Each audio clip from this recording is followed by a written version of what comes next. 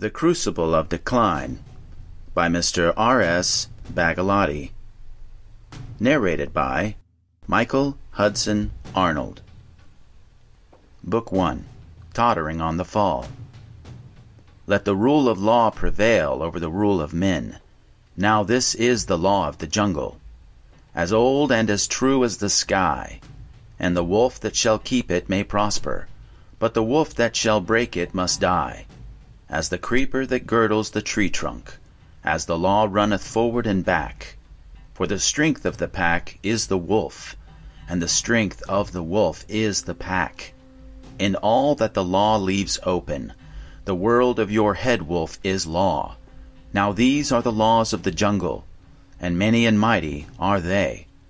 But the head of the hoof of the law, then the haunch and the hump is, obey. Rudyard Kipling, 1865 to 1936. Prologue. The First Lady stood still and stiff, then took a step to the men and said in a low, almost whispered voice, "What will become of my children?" This was the lamentation that was echoed by mothers across the nation during these days. The story you are about to read is the account of the final days leading up to a moment in time when even the First Lady would have such a consternation and anxiety. The United States of America has stood for over 2 centuries on 4 pillars. They are culture, politics, economics, and military. The attack on the political pillars began early in the 20th century. The cultural pillar's destruction began in earnest in the 1960s. The destruction of the economic pillar was in full force by the beginning of the 21st century. All that remains is the military, and the attack is poised to face the unthinkable. It is not the purpose of this story to make an analysis of the histrionics destroying the cultural pillar. Once the culture is severely compromised, it is certain that the final collapse of the remaining pillars is not far away. Calamity will rule.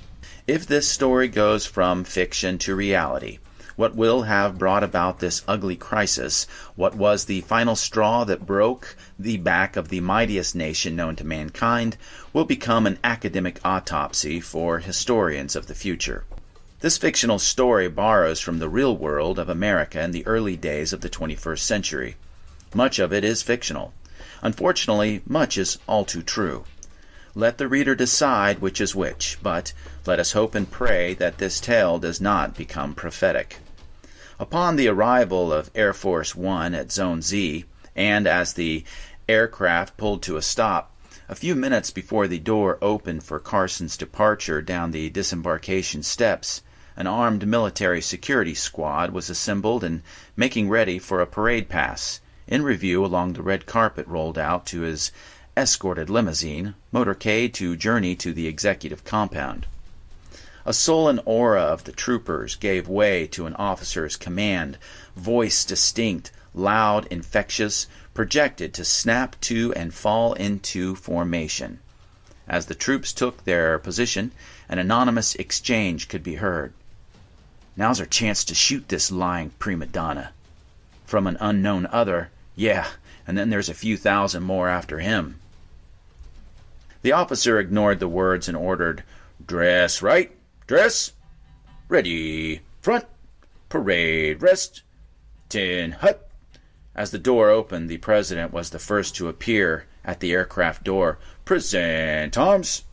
And the military band struck up and played the official dedication to the office of the President of the United States. Hail to the Chief. The salute was less than an impressive snap as the President rushed past the line of men without a glance. The limousine pulled away.